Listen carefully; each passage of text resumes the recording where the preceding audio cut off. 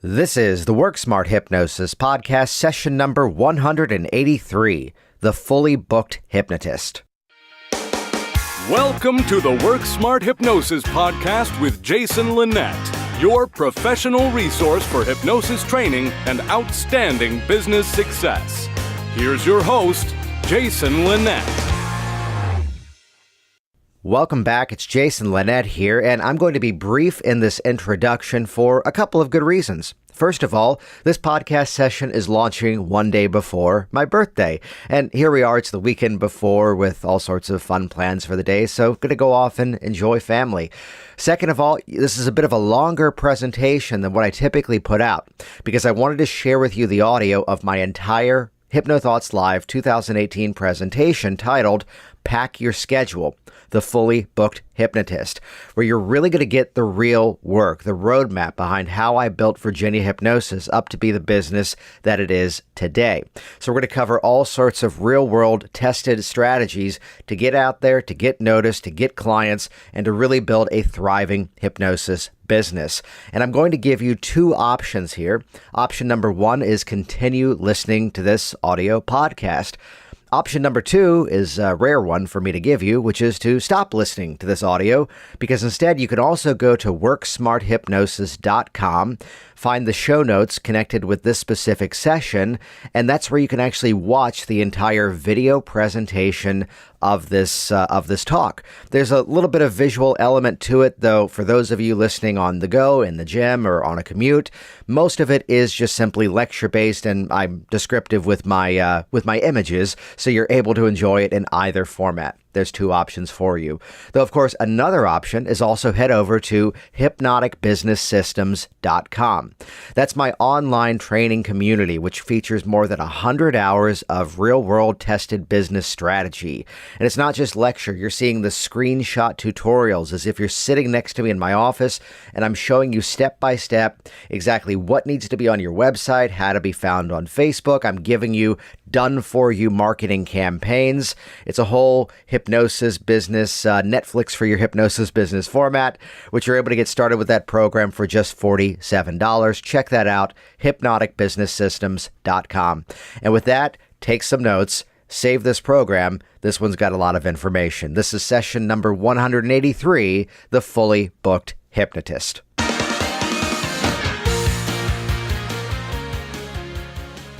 Let's kick off with a story. So I began my career in something very different from hypnosis. I began working actually in management in the arts. I was actually a theatrical stage manager. So I wasn't an actor, director, or designer. I was the one behind the scenes, the wizard behind the curtains, calling the cues, making it all work. Hypnosis was a bit of a hobby. I had seen a stage hypnotist come to my college and put on a show. And I thought, oh, that's cool. And I began to read and research and watch as much as I could. So meanwhile, while working in that theater career, I was off taking hypnosis trainings, learning as much as I could, and found myself in an interesting place where I had this 5-year transition goal. Let me leave behind the career that I was in before and make this transition over to hypnosis, which was absolutely stupid because I was actually earning a higher full-time income from my part-time job as a hypnotist. So this wonderful strategic plan of 5 years became 6 months of getting burned out and getting fed up and just going, I'm out of here.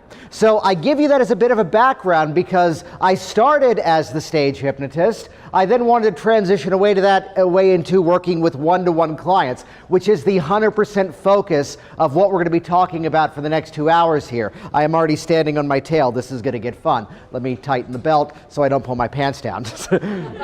Too much.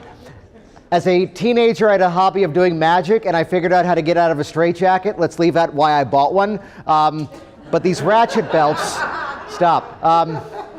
The first time I bought one of these belts that ratchets in, I spent a half an hour trying to figure out how the hell do I take it off. So when I opened up Virginia Hypnosis, which is my office where I see one-to-one clients, part of that story was, and understand what I'm about to share, I don't believe came from a place of scarcity or competition. I found myself at a local meetup event where other local hypnotists were there talking about the work that they did. And I was there announcing, hey, I just opened up my office. here's what I'm doing. And suddenly, in a field of people walking around at this event and talking abundance and positivity and all these wonderful themes, I was getting the exact opposite from these people. It's going to be slow your first year. No one's going to come to a brand new hypnotist. You don't have any testimonials. You don't have any referrals. Maybe you should call back your old job and transition more slowly. I was back at the same meetup event another month later, and I had a fully packed office. I was back at the same event a few months later to an audience of people who some of them had been doing hypnosis longer than I had been alive, teaching them what I had done to fully pack my office. So I bring this back to a few key principles, which there's some frames I want to give you that's intentional inside of how I do this, which is that some aspects of what we're going to be talking about today may be slightly technical. But take note, there's no projector set up. There's no computers up here within my stuff. The reason I do that is this. You have to understand the psychology and the philosophy behind the business process. Once you have that, it doesn't matter what mechanism you're using to do it. The opening phrasing is that becomes, it's often all about the strategy and very little about the platform. Because really, in these opening frames, we're going to set the foundation for everything. That it doesn't matter if it's Facebook. It doesn't matter if it's a website. It doesn't matter if it's a business card, some newspaper that's covering you, some feature where you're paying to be in part of that advertising. It doesn't matter. It always comes back to what's the strategy you're putting into use as opposed to this magical platform. It's the catchphrase of mine that why are so many businesses nowadays on Facebook? Because they think they're supposed to be. And that's it. There's no strategy behind it. Some of us have been cracking the joke in the hallways. We've been filming our presentations. Did you hear that YouTube covered the keynote last night? Good, we're on the same page here. So looking at the shape of business, again, here was this experience where I was getting this very negative phrasing that it's going to be slow the first year. And there's an idea that I live by, which is that I refuse to buy into that premise. So later on, I was involving, and we'll talk about this today, in network marketing, BNI, Chamber of Commerce, that sort of thing, places where people go to talk about their business. And from these organizations, you know it's going to be slow your first year. Don't expect to get a lot of referrals your first year. Here was someone in the membership saying, well, I've been a member of this for like 4 years. I've still only received like 2 referrals. It takes time to build that value. It takes time to build that rapport. Within a month, I was getting a maximum of 5 or 6 new clients a month from these different platforms. Why? Because it's not the platform that's magic, it's the strategy that you put behind it. So it's where we're going to set some opening frames inside of this in terms of where this is all going to go and sort of the principles, the mindsets behind it, the principle that I live by when it comes to talking about business, which based on that story, mind you, the niche of talking about business for hypnotists is not something that I decided to do. It's something that really from that story was decided for me, and it's where I love this stuff, and I want you to love it as much as well. Because the more I go to marketing events, the more I go to information product training courses, which I love that stuff, and very often I go there so you don't have to. I will tell you something which I'm often cautious about saying to a group of my peers. Sometimes, not the ones of you in this room, clearly, but sometimes I enjoy them more than I enjoy parts of our community. At the HypnoThoughts Live convention, I don't have to inoculate this presentation. I don't have to stand here and say, it's okay to earn a living. I don't have to stand here and say, it's okay to charge for your services. It's okay for me to say, you all should probably raise your rates. As I'm looking at, I've talked to many of you and said that dialogue of, yeah, that rate's good, but change it to this number. It's a weird thing, we'll talk about this later, and I hate this topic of psychologically pleasing numbers. At one point, I had a program that was $950, and I could not sell it. But when I made it $975, everybody was buying it. That's stupid, because it's more. But something about $975 was more psychologically pleasing. And somehow I could never sell anything for $1,300, but if I made it $1,400, everybody bought it. And when I went, let me make it $1,500, suddenly now everybody's buying it. So these little nuances, I'm looking at some folks in the room, I won't target them out, but they were charging $495 for something, and I said, make it $650. Why? It's the same number. I've got one person I was working with that it wasn't him who called back, it was his wife who called up to go, you doubled his income overnight. And we're already seeing the result right away. Thank you. You're going to get some of these premises inside of here. So the other side note into all of this, some of you who were here with me during the outsourcing presentation yesterday, my whole premise is positioning as the hypnosis business guinea pig. I will not teach you something that I have not personally done myself. So there's no armchair philosophy here, and in many ways, you're not just getting the old story of what I did about 10 years ago to get things up and running with Virginia Hypnosis. I'm going to be talking about the stuff that's what's working now. The other side of that too, and I want you to hear this next phrase without any ego behind it at all. Because why do I teach exactly what I'm doing right now? Because you can't do it the way that I do it. Because you shouldn't. You should do it the way that you should be doing it. You should bring your own style, your own personality, your own demeanor, your own approach to things. One of the highest performing videos I've ever put out online is a video of me and my daughter Claire when she was like 3 years old. We're in the back of a minivan and she's pretending to do instant inductions on me. She's in the little car seat, I'm in the middle of the car, I'm wearing swim trunks and a wet t-shirt because we just gone to the beach, and she's going, Daddy, 1, 2, 3, seat! And I'm there going, and we're not supposed to say wake up, but she was 3 and it's frickin' precious, because she goes, wake up, Daddy, 1, 2, 3, seat! So Shawn Michael Andrews may claim world's fastest hypnotist, but let's call it out. I can see already people are furiously writing down notes. I'm going to make resources of this available to you. I'm going to make the video of this available to you as well. And I'll go back in. I have a dirty, rotten trick sometimes where I have an outsourcer who goes through my stuff, and whatever I say resource, she goes, oh, wait, I need to put that in the notes as well. So I'll be sharing a lot of this with you inside of it. And I'll put that video of me and Claire doing the instant induction in the back of the car inside of it. Why do I mention that? Because chances are, as I look around, I know a lot of you in here, some of you are already in my training programs, you don't have the cute little 3-year-old girl who does the instant inductions. So don't do that video, otherwise it might be really creepy because it's not your kid. So look at it though from the perspective of what is it about you as to why they should work with you. Here's the thing to really mention. Again, I go to marketing events. I go to the business trainings because I love that stuff, which, by the way, they're talking hypnosis better than most of this community is talking hypnosis. Look at a Dave Ellman induction. It's a natural progression of steps into the process. Relax the eyelids, they just won't work. Send the relaxation down throughout your body. The fractionation, the large muscle catalepsy. You're not starting with that amnesia moment. There's a natural progression. This goes back to 2003. There's a girl at my college that I kind of like, and eventually I ask her out. I didn't walk up to her and say, you and I are going to have children.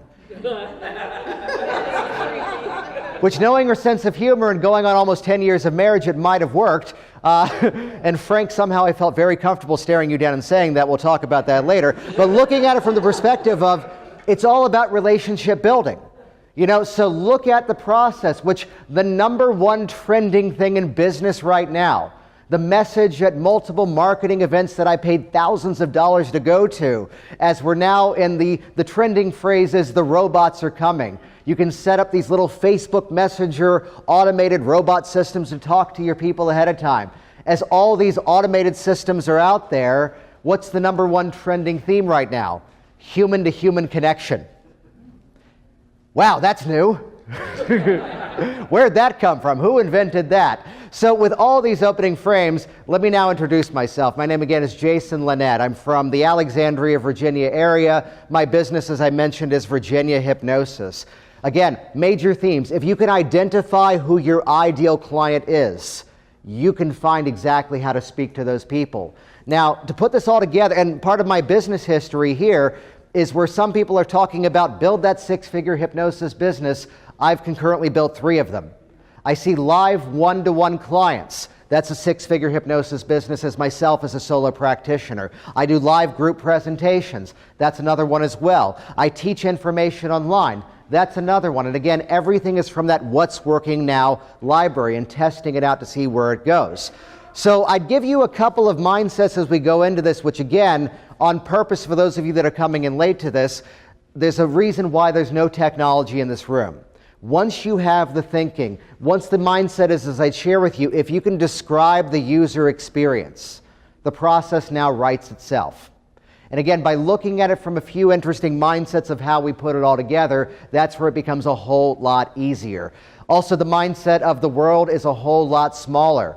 So the benefit of here comes my client in the office, I'm in the Washington, D.C. metro area, and suddenly now, thanks to the interwebs, I'm now working with his mother, who lives in Vancouver, British Columbia. Suddenly now I'm working with his brother, who's over somewhere in Europe. And suddenly now, this actually happened just this past week. Here's a client from somewhere in Eastern Europe that we're scheduled for our Skype session. And I'm dialing in, and suddenly there's a loud knock on my office door, and she's here. Well, not here, she's there at my office. But it's this experience that she goes, I'm in town, just thought I'd surprise you. It's like, oh, cool, you're lucky I decided to work in my office today. The majority of people I work with, though, are actually in my office. I love the one-to-one experience, actually being there in the moment. Some of you were in my pre-conference on Hypnotize with Conviction. I'm a very kinesthetic, phenomenon-based hypnotist in terms of the process and how we put it all together. It's a feeling that they're coming in to address. As hypnotists, we talk way too damn much. So let's bring the kinesthetics, let's bring the feelings into the process. So let's actually walk through the roadmap of, first of all, how I got things started. Which, let me do this too, that I'm going to make this video of this presentation available to you. As we like to say, give me about a week or two for my nerds in the back to go in and make the video look pretty. If you're already on my email list in general, still do this again here, because this is tagged for this specific event. You'll also get the talk I did yesterday as well, and a few other bonuses too. If you've already filled this out at this event, you can skip it over, and I'm going to mention a website. Don't write it down, because if you do this here, you're already in it, but I'll mention it for the recording. WorkSmartHypnosis.com/HT Live 2018. That will give you the same form for the people listening to the audio to get the same resources as well. If you've done it here at this event, pass it on. Cool. So again, if you can identify who your target is, if you can identify who that target client is that you're looking for, we're going to come back to this image several times here in different formats. That's very clearly a dartboard. I'll be signing sketches after the presentation. If you can define exactly who that person is, you can find them. Now, the one that I've targeted is actually one that challenges a lot of our community. Because we're in a profession where some people go, I'm not going to call it hypnosis. I'm going to call it something else. I'm going to come up with some clever name. I'm going to call it coaching. If you look on a simple resource, and I always just simplify it, just do a Google search for Google News Alerts, because they keep changing the website address. Just do a Google search for Google News Alerts, and you can set up a Google alert for the news section of it, that whenever a certain phrase pops up in the news, you'll get alerts that it shows up. Go in and set up the words, all the iterations. Hypnosis, hypnotist, hypnotherapy, hypnotherapist, hypnotism, and all the other iterations you can think of. What you do is you set up a daily digest email. It all basically explains itself when you see it on the screen. And suddenly, this is a nice resource for you to be aware of, because here's all the cool news that's popping up involving hypnosis. The real benefit is you start to see, okay, wow, we are further along in our culture than what most of our community talks about. There's constantly this celebrity who used hypnosis for this thing. This story of this bit of research and that thing. Here's something else that pops up, and yes, sometimes here's the celebrity who used it that we're going, ooh, someone else. But again, we see these moments where this stuff is out there. So why did I call my business Virginia Hypnosis? Well, first of all, the gods of Google opened up and the website was available. Those were the words that people were searching in my immediate area to look for a hypnotist. Take note of that. My ideal client is somebody who's already decided they want to use hypnosis. I am speaking to an audience that really, it's a courtesy that I have to do the old style pre-talk. I live in a world where it's just I can make fun of well, of course I don't have to tell you I'm not going to make you bark like a dog or cluck like a chicken, unless that's what it takes. So to look at it from that perspective, again, that's my ideal client. That is who I'm communicating to. Therefore, what's the filter that I now create? Everybody who is experiencing my material is now getting the positioning that this is the guy you need to work with. So it's where, take note, a little while ago I told you my backstory. There's something to be modeled out of that.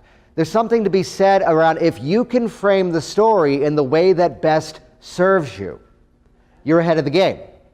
Why? I don't think anyone would have done this with me because I wasn't really the actor. You know, in liberal arts education, I had to go through the acting training, which the anecdote of that is they're going, do you really want to be an acting major? Because you're actually pretty good at this. Why? The actor was trying to overdo it, and I was just saying the words. I worked with a professional actor one time who apparently was like either high school friend or college friend of George Clooney, and the anecdote was he was this big, demonstrative actor, and then one day he just decided to talk like this. And people were like, wow, he's good. Less is more. So because I wasn't trying, but it was the thought process kind of unpacking what had worked before. You know, I was working with these creative types. My job was to look at the entire production and chunk it all down to the individual moving pieces. And sometimes the insane level of detail that went into it, the specificity of words, as we were doing a lot of premieres at the theater that I worked at, the ability to know the inner workings of every aspect. Hey, we can't find the flask for the beginning of Act 2. Well, Larry goes to the bathroom on the 3rd floor of the theater because he likes that one better, and he usually brings the flask down to the 3rd floor. Let's send Eric down to the 3rd floor bathroom to find the flask, and every damn performance, that's where it was. And they're going, how the hell do you know that? The same way that you're talking to a client. And I do this not to make it some sort of marketing strategy, but there's a side benefit that the moment you're on the phone with a client or talking to a potential person, if you can talk about their issue in a way that they've never thought of it before, Jedi mind trick moment, you are the expert. So your fear of public speaking, is it just the anticipatory anxiety leading up to the moment? Is it while you're speaking? Or for some people, it's this huge rush of adrenaline after they speak. What is it for you? Oh, I've never thought of it that way. Well, of those 20 cigarettes a day, how many are you smoking because you've made the decision you want one, as opposed to that's just the same old time you normally would have one? Oh, yeah, most of them are just automatic. I'm not even finishing them. You are now reading their mind before they can even think about it. Little side note to that. So again, crafting your story. So it's where it's not that I would ever say lie about your background, but what did I inoculate against? Oh, Jason's just putting on an act. No, yes, I was a card-carrying member of Actors Equity Association. However, as a theatrical stage manager, that was the union that I was in before I let it all lapse, and I haven't done that, and experienced beautiful PTSD, by the way. My wife was working in theater at the time, too, after I left the career, and she, at her theater, they were producing this play about actors in the community taking an acting class and discovering themselves. And I lean over and go, I'm going to go to the bar. And she goes, oh, bring me back a Diet Coke. And I'm going, no, you don't understand. I'm in cold sweats. I won't be back. It was 2 years before I sat in the audience. Someone work with me on that later. So looking at it from the perspective of, again, what is in that backstory? So randomly, I'm going to point to someone I don't quite yet know. Gentleman right there, what was your experience before hypnosis? Before hypnosis? Yeah.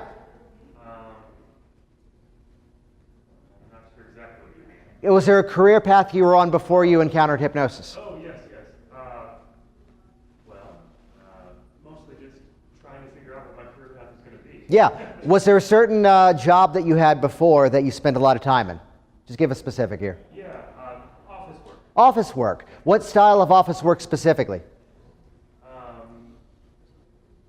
Administrative type stuff. Beautiful. So administrative type stuff. It's where, again, utilizing your story as part of your what we call USP, unique selling proposition, simplify it, your secret sauce. So looking at it from, well, the interesting thing is before I got into hypnosis, I spent many years working in administrative offices in terms of, tell me if this is a fair statement, working with different communities and office buildings and keeping that coordination so the office actually all work together.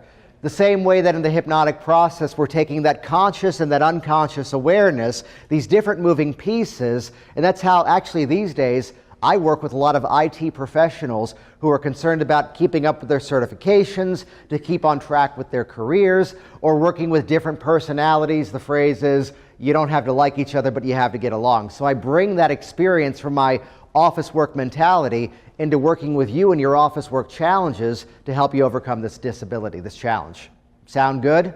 Yeah. Boom, that just happened. So looking at it from again, what is that unique thing behind you? And again, whatever it is, if you can be the first to rebuild that story, which there's a very clear thing about this, don't lie about things, yet the benefit becomes now you have subconsciously planted the seed, oh, I need an office administrator hypnotist, because that's what they did before. This has only bit me once. This has only been a challenge once. I started as a stage hypnotist, and the easy market to go into were high school fundraisers. So it's like, oh, I can talk to the theater groups. This is going to be great. I'll sell them a fundraiser. They sell the tickets. We split the profits. I used to be one. They were not the popular kids, and they didn't sell tickets, and I had bills to pay. Junior class fundraiser, raise money for the prom. Yay, I paid off my bills and had a career. So again, crafting your story. So it's where appropriate, that was that sort of superhero origin story coming in, which is establishing the credibility in terms of how this works and how we put it all together. So whatever your backstory is, harness it rather than hide it. But then from there, now, the phrase is, as a good friend of mine said in the back of the room one day, featured on the Work Smart Hypnosis podcast, if you're in your office, you're not working, said a wise man named Michael DeShalit. So in the early days of my office, if this was the amount of time that I was wanting to be in my office seeing clients, but in the early stages, if I was only seeing this many clients, what was I now doing? I was spending this amount of time to be there out in the community talking about what I did. So the message here is get out of the office and talk about what you do. Yes, the online marketing side of things is incredibly sexy. Yes, the online sitting in a dark room playing on your website is wonderfully self-satisfying. But I will tell you, there are moments where even with the knowledge that I have these days, to launch a new website, it may be 3 or 6 months before the search engines actually notice it, before we can actually start to drive traffic properly to that website. When you're in a startup phase of a business, most often what's the resource we have more of? Time or money?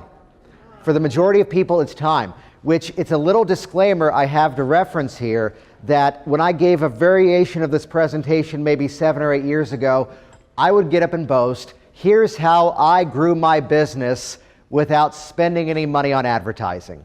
Here's how I launched everything I did without spending a dime on advertising. And I want you to hear the entire disclaimer after I say this, or really post-claimer technically. That was an absolute lie. Not as in a lie as that behind the scenes I was paying for ads. It was a lie because time is money. And you can gain money back. Time is something that when you don't use it, you don't get it back.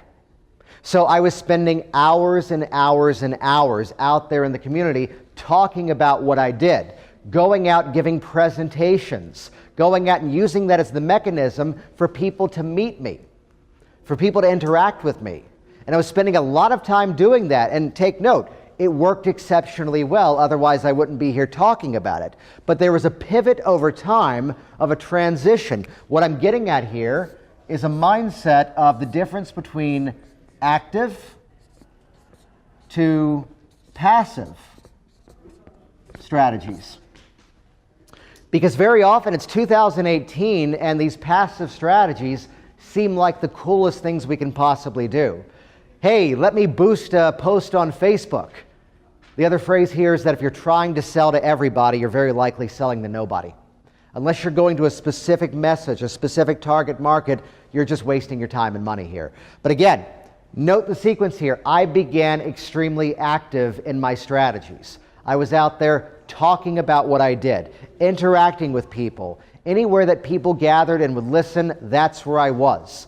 I'll mention BNI, Business Networking International, in a little bit later, but they have an acronym that they teach in their programs called VCP, which stands for Visibility, Credibility, Profitability. Everything has to start with visibility. They first have to know you actually exist. Where you see some people, and I've had this happen in my office before too, where someone just shows up and it's like, hey, I'm this massage, hey, I'm this whatever practitioner. I'd love if you can send me referrals. I have no idea who this person is. Meanwhile, up the road, here's this woman, Jody, that I've known for going on 12 years, and I know she's an excellent massage therapist. Why would I send someone to this stranger who I haven't yet met when I know she's phenomenal? She's looking for profitability when we don't even yet have visibility or even credibility, which is critical here. So that opportunity to go out and interact with people. Let's rewind back. Everything there is extreme, as Will Ferrell would say, strategery behind this presentation. When you go back and watch it later, you might notice that I waited till about maybe 7 or 8 minutes into the presentation to actually introduce myself. Rather than the classic, hi, my name is this, here's how awesome I am, here's why you should listen to me. No. Instead, the message here is make them care before you make them listen. Again, back to the number one trending thing in 2018 in marketing, human-to-human connection.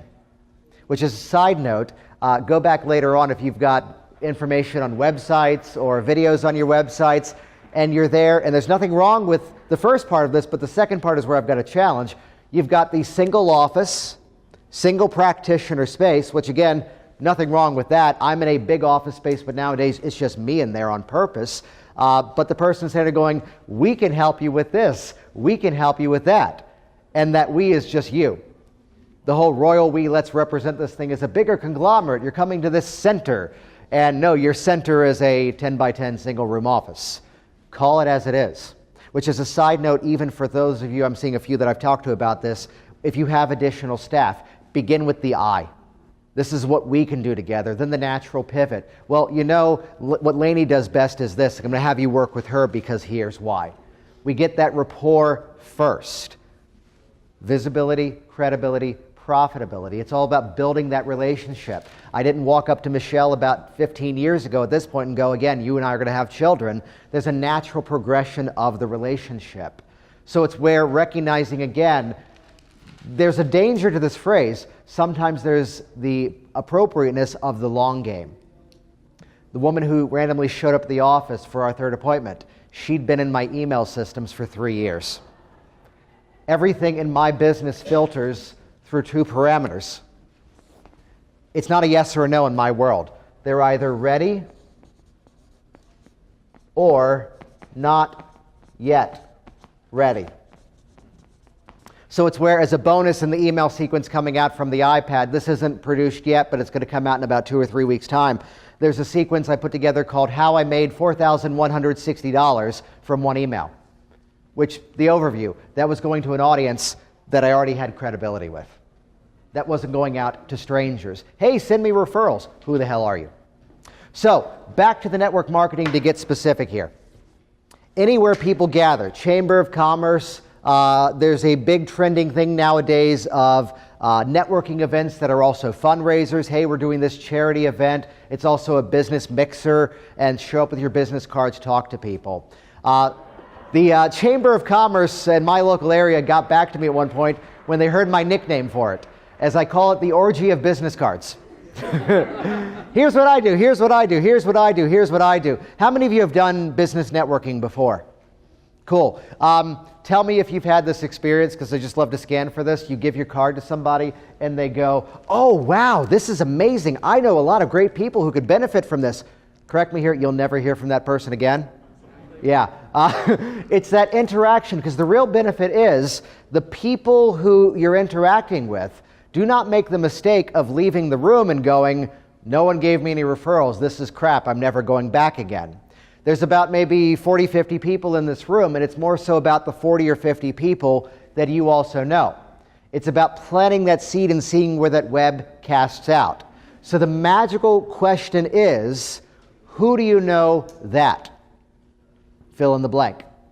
There's a word, and for those of you that have spent time with me before, stay out of it. There's a word that's spelled N-I-C-H-E. How is that pronounced?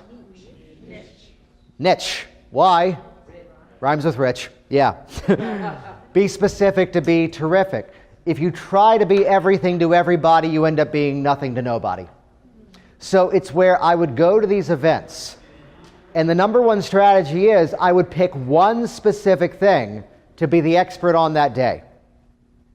And again, look at the format of this presentation. I'm using these strategies as we're teaching them here. I would get up and begin, who do you know that recently purchased an electronic cigarette with the goal of quitting smoking? Recent research has found that it actually has been proven that it's not really a stop smoking aid. In fact, some research suggests it might be a slightly healthier alternative to smoking, but meanwhile, here's other research that says otherwise. What about people with the patch, the gum, the pills? If you simply do a Google search, you'll see that in nicotine replacement therapies, at best, often a 25-30% success rate. When of all things, when you look into it, hypnosis has found one of the highest success rates for that person ready to throw out their cigarettes and move on with their life. Who do you know that is ready to stop smoking? My name is Jason Lynette. I'm a hypnotist. My office is Virginia Hypnosis, and I'm an expert in helping people to change their minds about how they think, how they feel, and how they behave about that old unwanted habit. I work with people in a rapid program where at the end of the first session, they throw out the cigarettes and they're done with it for life. Who do you know that's ready to throw out those cigarettes? I have a simple welcome sequence on my website. I'd love for you to send them, and I look forward to helping them soon. Let's unpack it. Building value, building credibility, make them care before I made them listen. Other iterations of this. Now, there's one variation of this which was slightly vindictive. But again, know your audience. I was in a room, and I feel shame using this, but oh my God, it worked. And we were helping these people, so we're qualified. I would go to these events, and I'd find the regulars. And I'd go, hey, Tracy, where do they usually start the introductions? Because the format of this is someone gets up, does their intro, their quick elevator speech, they sit back down. Next person, I go to someone who's here. Tracy, where does it usually start? Where does it usually end? And I would sit in that last position as much as I could. I'm sorry for this, but oh my God, it worked so well. And I would observe who in the room, when they got up, looked very uncomfortable when they were speaking. Oh, you're all ahead of me. And I would be observing who were these people that they'd be getting up and they'd be shaking, they'd be looking uncomfortable, they weren't prepared in any way. And would you believe that even before I say what I'm about to say, as I talked about this, rather than addressing the group as a whole and being very friendly and making eye contact, I would lock on to these people as I talked about these specific things I was talking about. Why? From a very healing place, I know I could help these people. And it's where I used to, some of you that have been in my stuff for a couple of years, some of my phrasing used to be, I'm not going to use any super secret, sneaky strategies, because my whole thing is about the ready versus not yet ready. As I move forward into it, if it's now in my responsibility to use whatever techniques are appropriate to help you to get the change. Hey, the entire process is hypnosis. Let's put it to use. So I'd stand up. So it's your turn to stand up, and you're holding onto something in your hand like a death grip so no one sees your hand is shaking. You hear your own voice, and you're trying to speak in a way so you no longer sound like your voice is trembling. You're there, and you're trying your best to keep your composure, yet you're terrified on the inside. If I just described you in terms of your opportunity to stand up and speak today, we need to chat. My name is Jason Lynette, and I'm an expert in helping people use the power of their mind to refocus how they think and how they feel about public speaking. As a hypnotist, we use that natural ability of hypnosis to go inside and take all the stuff you've probably already been saying to yourself about how smart you are, how talented you are, and send that into the unconscious mind and let that become your new automatic response. Also, on top of that, hypnosis is about empowered language patterns and communications. And wouldn't it be a little bit better to go into your next presentation with a few secret weapons to make your speaking even more influential? If it's you or someone you know who is ready to empower your public speaking, we need to chat. And the rest of the elevator speech. So again, I was going to a targeted group in that moment.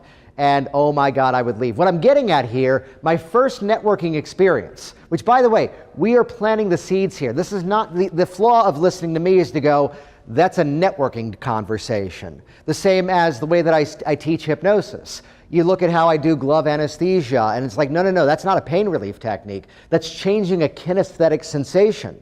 Can we create a new feeling and send that into that part of you that used to experience fear, anxiety, stress, and make that old uncomfortable feeling just not work? If it works for changing a physical sensation like pain, it can change a physical sensation like craving. Everything is universal. Everything is universal. So as a preview, everything I'm talking about now is what eventually became the videos on my website in that passive strategy. I live by the metaphor of the birthday party clown who makes animal balloons, which I can make animal balloons, by the way, those long, skinny balloons. You can name any animal in the world, and I can twist it into a balloon. I can twist it out of the balloon. Any animal. You can't stump me. As long as it looks like a dog or a snake, I can, yeah. You want a giraffe? Dog, long neck. Snake, eel, worm, lizard that lost its legs, I got you covered. So it's all universal. It's all about how do we take and build systems and leverage those systems into other things. My drop the mic moment was eventually I found myself in a position with the network marketing where it was working. Oh, the backstory, I mentioned this earlier. My first networking experience, I saw someone beautifully crash and burn and get frustrated and say, this is shit, I'm never coming back to this again. Now, mind you, the product this guy had was something that eventually I saw someone else demo, and it was amazing. Now it's like 10 years later, we don't really have a need for this technology anymore. Here's what this guy did. He got up and goes, hey, I have this video phone. It's $600. If you want to buy a video phone, see me after the meeting. How do you think that went? And he was there with his girlfriend. I hear them in the parking lot after the event. He's going, this meeting's crap. I'm never coming to this again. Now, this is going to sound like I'm being really clever and coming up with a better pitch, but to be fair, here's someone else who did it in a very different way at a later event. How many of you have family members who live overseas that are perhaps not as computer savvy as you are? Skype, it's 2008 at the time of the story. Skype is a growing technology, but sometimes there's the issues of logging in and making things work. My company, which at the time it was ACN, my company produces this video phone technology that plugs into the Ethernet jack. Ooh, remember that. Plugs into the Ethernet jack, and the great thing is it's hardwired in terms of the software, to another device. All you have to do is open it up, and that way your grandma over in Germany can just open it up, and the two of you can have a conversation right away. It's that easy. And even better, we sell this on our website for $600. And as the holidays are approaching, if you order before Christmas, we're going to give you the second phone for free and ship it to your family member for you. She had a line after the meeting. Make them care, make them listen, which this is going to come into play with presentations as well. So I was at a point where now there is a transition. There's a pivot to everything. The real message sometimes is what got you started is not often where you end up. So these days, I am not doing the network marketing. In fact, recently I went into another, if this video hits YouTube, this will get interesting. I went into another networking group with the specific goal of growing another branch of my business that's continuing to grow. I was not representing my one-to-one services. And I found I left that group, the group wasn't a fit. Quite honestly, I was sending referrals to people who were dropping the ball on a lot of their business. I'm very serious about how I do my work. I expect a quality of things. And if you're not going to return a frickin' phone call, I'm going to send you to somebody else. Hey, YouTubes. So looking at it from the perspective of I was doing a pivot. Eventually, I found my passive strategies, which is where we're going next.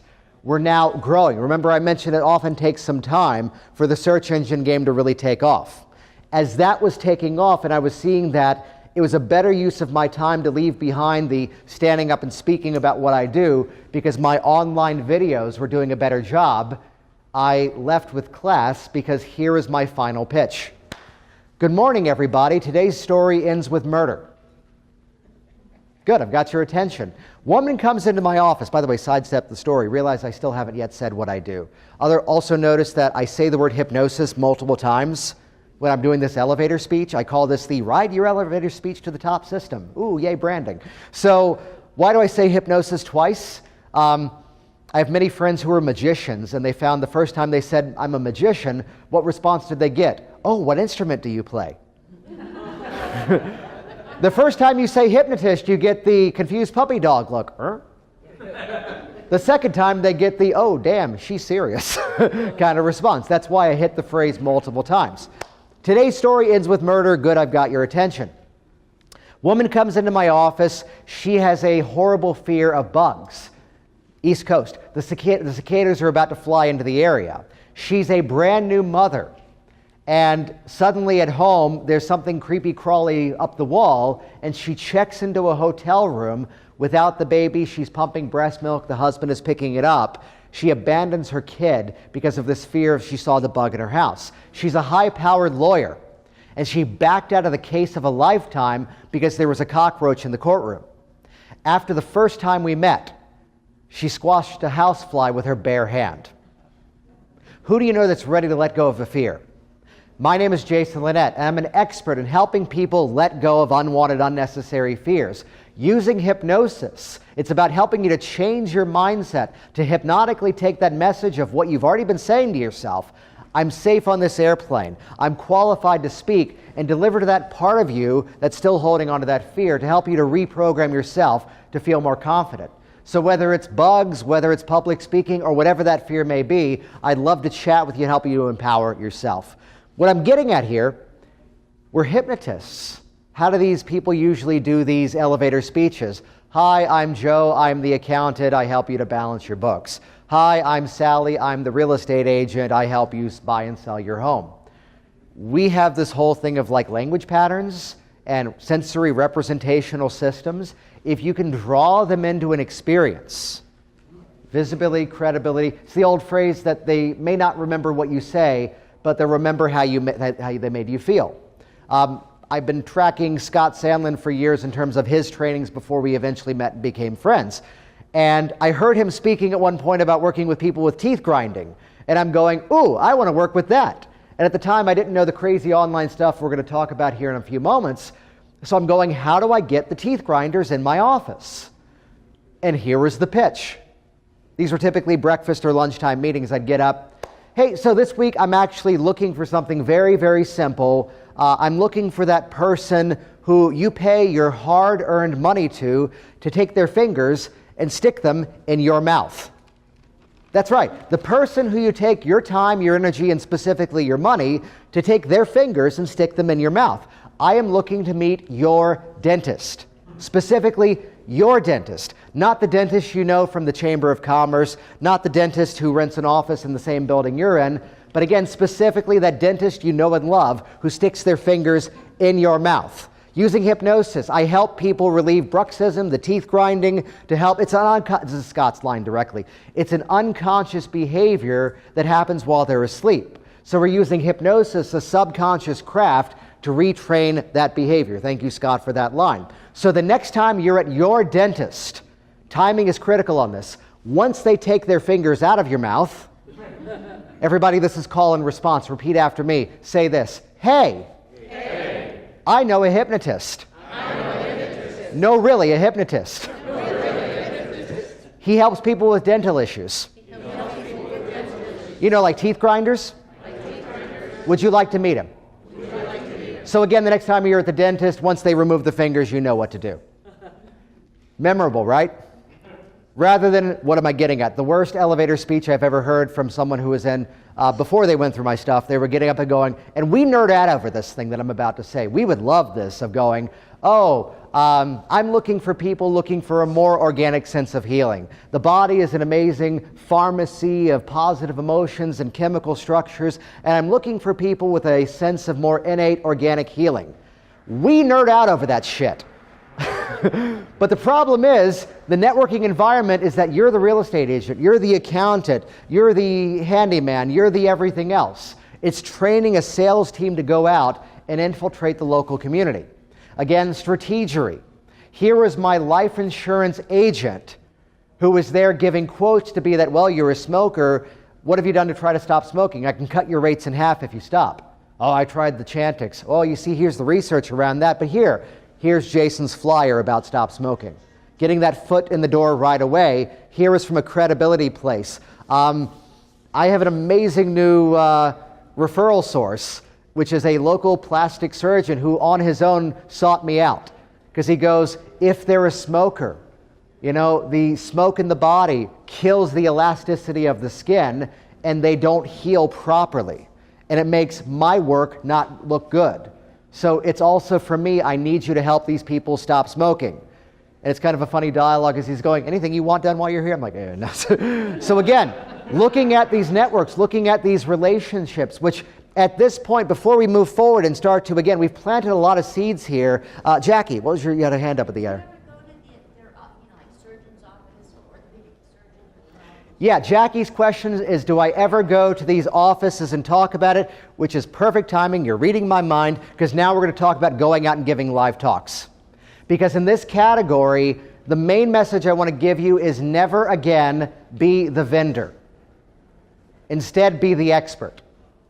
So perhaps here's the local health fair.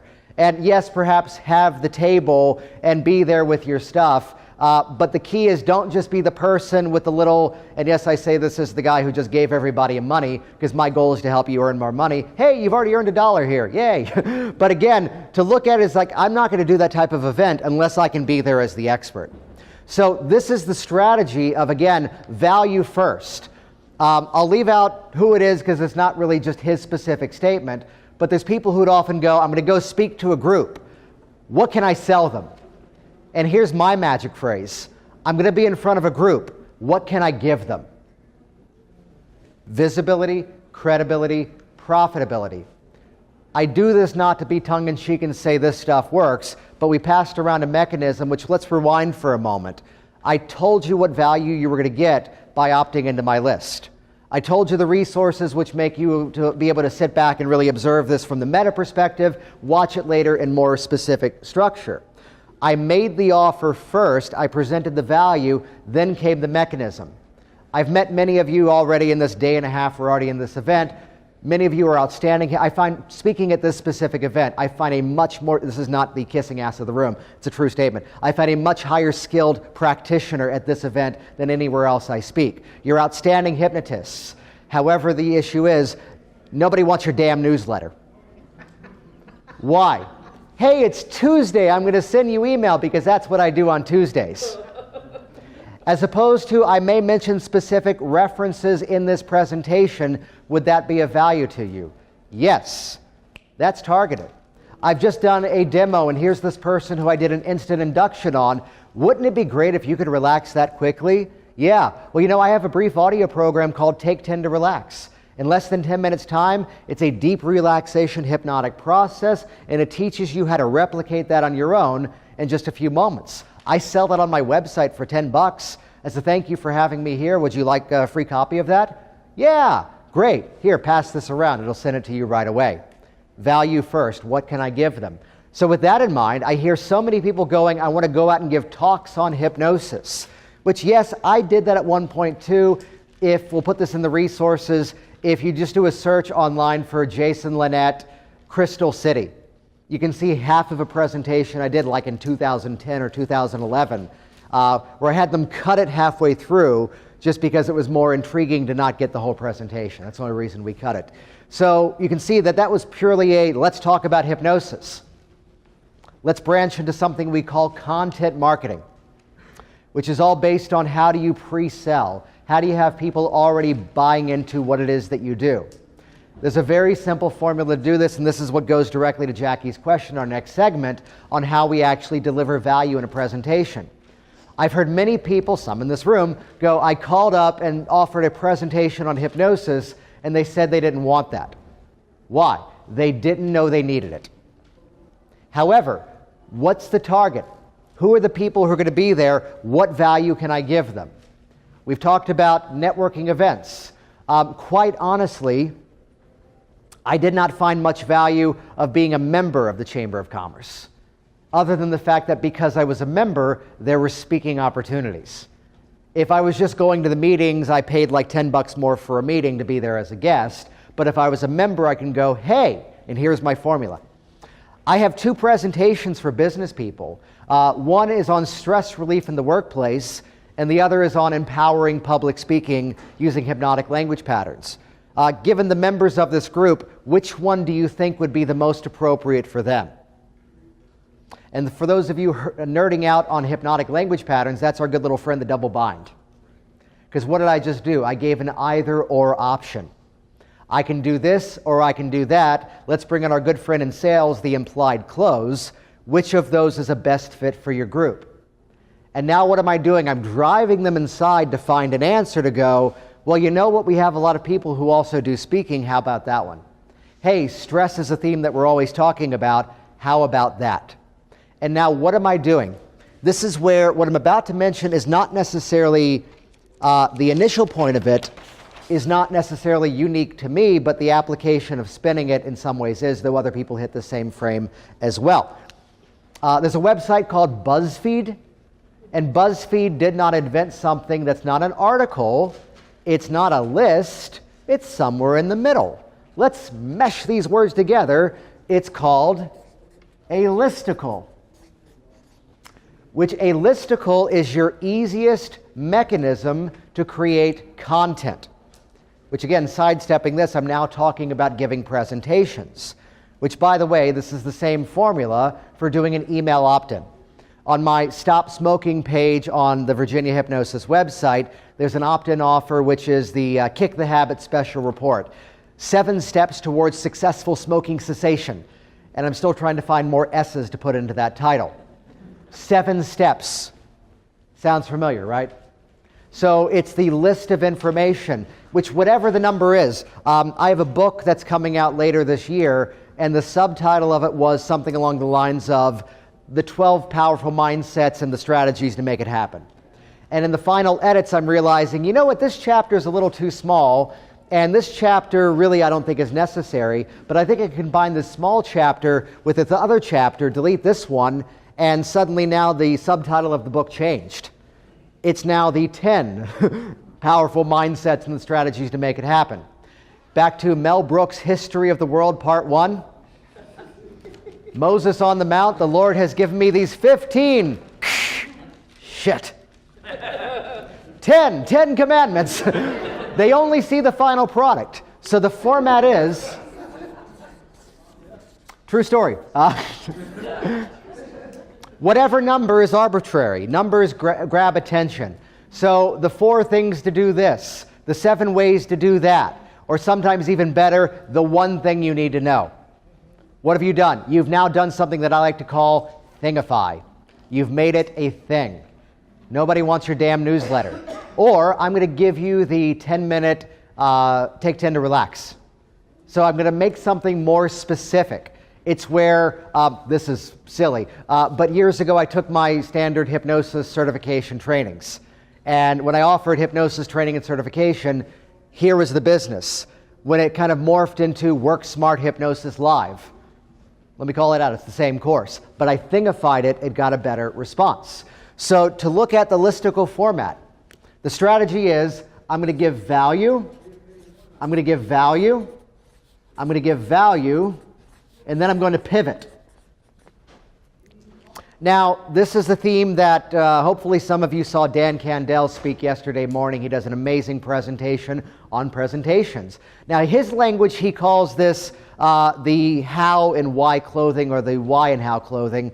And he and I did a class together a couple of weeks back, and we hit on the same thing, but we call it different things. Mine is the ride the difference between show versus tell.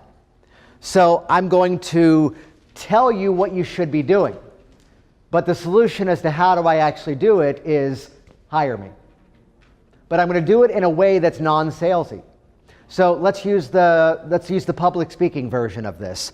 I'm going to present value first. Value first is always my theme. 1, which would be begin to visualize your success. When you change those pictures in your mind, what you're doing is actually retraining your unconscious mind to expect a more positive presentation. Notice I didn't say you're going to use this specific technique to do it. I'm telling you what you should be doing, not necessarily how you should be doing it. I'm telling you what to do, but not necessarily showing you what to do, which the mindset should be. And this is how I operate, how I do my business in all different aspects of what I do, which is that I want people to have value from this. If someone goes through this sequence and never signs up to work with me, I want to be just as happy with that person as the person who's now in my office working with me one-to-one. The same as I've been at my table. I, of course, have products that I offer for this community. And the one who's over there in front of me, and I get to crack the joke of, you already have everything I own.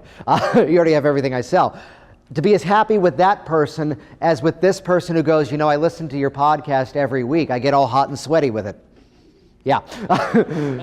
She listens at the gym. So, I listen to it in that format, and to have that dialogue, and here's a person who's never even bought. To be just as satisfied with both people tells me I'm operating from the right mindset. Yet for those people who need a little bit more assistance, that's where the pivot is going to come into play. Change the pictures in your mind. Rethink your strategy. If you're trying to script everything out, that's where it becomes a challenge. Think in terms of modes. Think in terms of themes and metaphors. Where am I in my presentation? Number 4, my classic strategy is change your mind. When you discover methods to change your thinking at a much deeper level, that's where instead of just having some strategies to make this easier, the change takes place at a deeper place in your personality, which is where I've found working with my clients as a hypnotist, message, message, message. There's my formula for a presentation. Value, value, value, pivot, which the game becomes who's in front of you. So back to your question, Jackie, here's the moment which, again, the easiest people to network with are the people you already know. I found out recently, at least one of the reasons why dentists have the highest rate of suicide and depression. Let's go to positive themes in this talk. My own dentist said this past 2 weeks ago when I was in front of him. When he took his fingers out of my mouth, he goes, we're the only doctor you haggle with. He goes, I make this recommendation to somebody and they go, well, how much is that? Well, how much do I really need that? He goes, as opposed to your doctor says you need this pill. Very often people follow that advice. Meanwhile, you rewind back 7 years ago and my dentist goes, okay, so I'm going to refer you to a periodontist because I think you should consult with a gum graft. Because you've got receding gum lines. And by the way, just so you know, I've only ever given 2 referrals for this specific procedure in my 17 years of dentistry, and congratulations, you're the second. You need to call this doctor today. It's oh, wow, so I called. I'm in front of this periodontist, which, as a side note, thanks to the work of Dave Ellman, the early days in some communities, dentists and podiatrists were the most familiar with hypnosis. Thank you, Dave Ellman. And this periodontist goes, oh, hypnotist, are you mostly Ericksonian or are you mostly Ellmanian? And I just hugged him. What I really said was, dude, we need to talk. And we got onto the topic of he had read the Ellman book years ago about using more appropriate language, to which I saw an opportunity. It's about arming a collection of people. Be the expert, not the vendor. Do I want a bunch of flyers sitting up in his office about how wonderful hypnosis is? Well, I did that too. However, I also said, when do you have regular meetings with your staff? Oh, we do that every other Thursday. What time is that? 6:30. What time's the first patient? Well, we typically have some business things. We see the first patient on Thursdays at 7:30. Okay, I don't need a full hour. Ooh, presupposition. I don't need a full hour. How about I come in for just 20 minutes or so, because I do a presentation for medical professionals on effective language patterns. It's actually based on the work out of Dave Ellman's book, like you mentioned you read. Do you think that'd be helpful for them? Yes. Oh, yeah. Now, meanwhile, there is a bit of strategery behind this, and a little bit of creativity, and maybe bending some truth. Did I have a presentation on that? No. Not yet. But I was seeing that someone was hungry for it. Someone saw a need for it. So what did I do? I scheduled it about a month out, which gave me enough time to do some research in that time frame. Magically, a wonderful person appeared in my life by the name of Michael Elner, who had an amazing book called Bedside Manners, which was all about that specific theme. And he goes, oh, just use these as your presentation notes. Thank you, Elner. So that was the presentation, thanks to him and some other nuances I was aware of. Which the side note to this is this doctor now realized that because I was aware of it, maybe he could play with me. He's now doing this surgery, which, yes, we're before lunch. Let's find our somnambulist in the room. He is now in my mouth giving the horrible language of, okay, Jason, I'm now ripping the skin off the roof of your mouth. I'm now stitching it to the front. Wow, Janice, that's a lot of blood, isn't it? Everything the opposite of what I just talked about. And my mouth was like clamped wide open with these things so they could do the work. And he goes, when you went, hell, he goes, I know exactly what you said to me. So value first. But again, this was the formula, which let's completely pivot away. Does that answer your question, Jackie? Yeah. It gives. I'm just wondering if you actually, go to. Oh yeah. So yes, the question was if I actually go to them. There's a way to really illustrate this. That years ago, the phone rings and it's this woman going, I'm doing the South Beach diet. Can you do hypnosis with me to reinforce the South Beach diet? And I respond, well, I've never actually read the book on the South Beach diet, though my basic understanding is that it's like Atkins, yet it's like adding in the more appropriate carbs, right? And she goes, yeah, basically that. I go, okay, so tell you what, I work with weight loss mostly in that time frame. Can you do this for me? I can fold that program into what I typically do with my weight loss clients. But can you bring me like a bullet point list of like the sort of tenets of the South Beach diet? She goes, oh yeah, no problem, I can bring that right in. And also I'm thinking I'll do some research online. The phone rings later that day. Yeah, I'm doing the South Beach diet. Could you do hypnosis with me to hypnotically reinforce that? Oh yeah, I get calls for that frequently. Tell me more about your goals. Now this person is now scheduling 2 weeks out.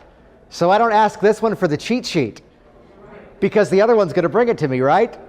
Yeah, so the next day I get 5 phone calls. I'm doing the South Beach and I'm now on HypnoThoughts.com going, what the hell happened? Did Oprah say something? Did Dr. Oz say something?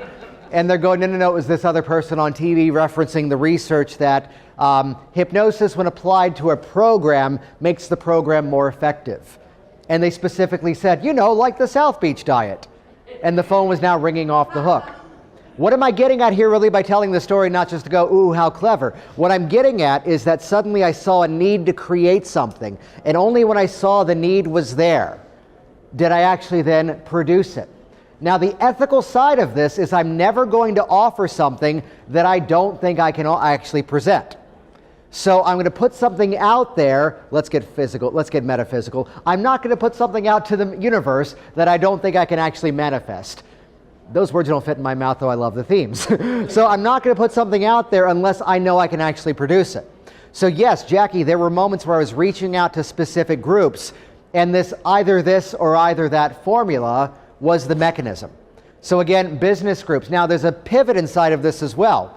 This goes back to my stage hypnosis career. At one point, I worked a very, very important magazine in the defense and security industry, which I didn't find them, they found me.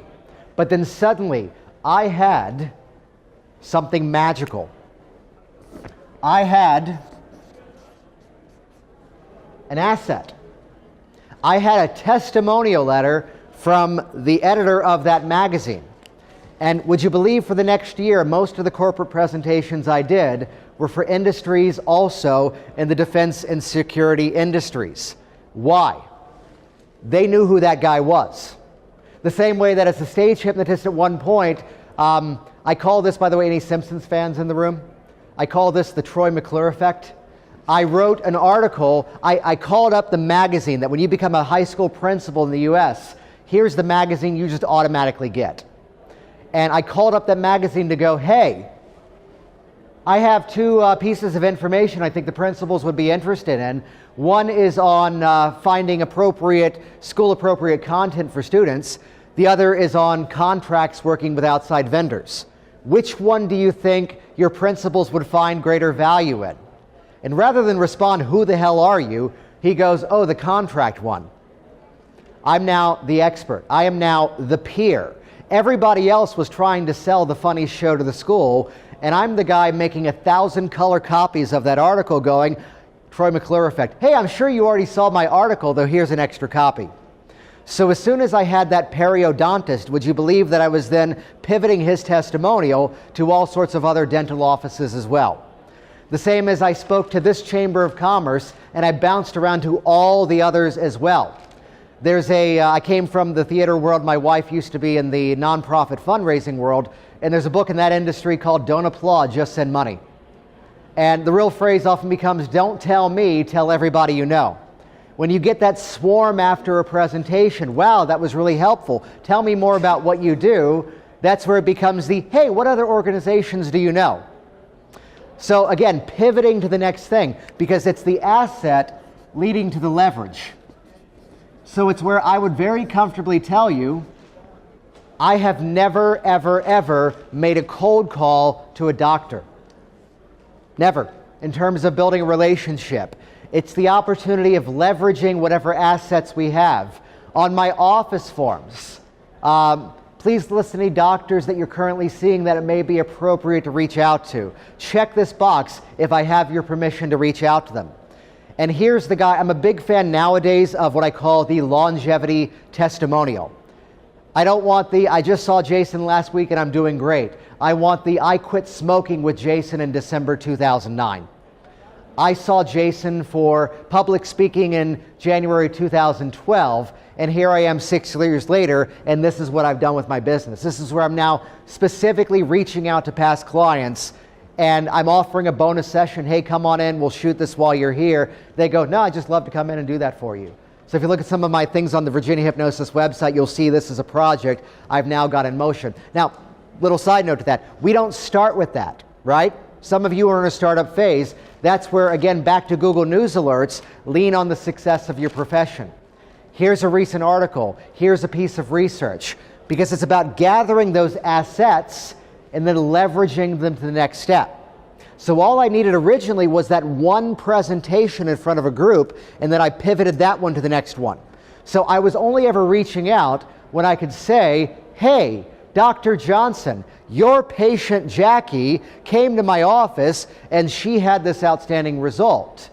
And instead of going, send me people, I'm going, I do a presentation on effective language in medical environments. Would that be helpful to your staff? And they go, ooh, sure. I'm no longer the vendor, I'm now the expert. Which this kind of brings us to a massive pivot point where we start to talk about some more technically minded things. But everything we've planted the seeds for so far is now going to go into business cards, websites, brochures, online marketing, Facebook targeting, YouTube videos, whatever the thing is 10 years from now, all this stuff is universal. Before I pivot to those other things, let me pause here. Any questions on these more active strategies, networking, referrals, live talks? Any questions on anything so far? Awesome, awesome. Yeah, go for it. You said there was a writer, Michael. Michael Ellner. How do you spell his last name? Ellner. Which I don't know if that book is readily available, but I will talk to, and I say this with tongue-in-cheek and a big smile and a happy heart, a peaceful mind, a playful spirit. I will chat along, you gotta tell the Ellner fans, I'll chat along with some of the other disciples and see if we can just make that available to folks. We'll get permission on that first, but it's an amazing, amazing book.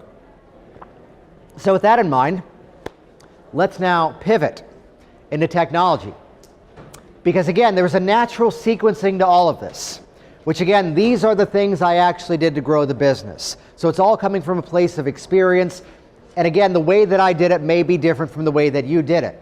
Because what have I been doing now? I've been out in my community talking about hypnosis. I've been out there talking about the value that I can present to people, talking about the benefit that people will find. I'm also getting specific in terms of the value to them as opposed to selling hypnosis or even selling the result. Very often instead, I'm selling one thing in my business, which I'm selling the next step, which if you go to the virginiahypnosis.com website, you'll see that that website is selling one and only one very specific thing. which nowadays it's actually something different, which for those of you inside of my online program, Hypnotic Business Systems, I'm filming this content over the next few weeks. It's what I'm adding in September, where nowadays I no longer do an initial phone call with my client. They schedule a 15-minute scheduled phone consult with me, which the phrasing is all specifically to their benefit, because you know what the benefit is? It saves you on the headache of phone tag. You can schedule a specific time that I will call you back, guaranteed, to help you discuss your goal, to talk about your outcome.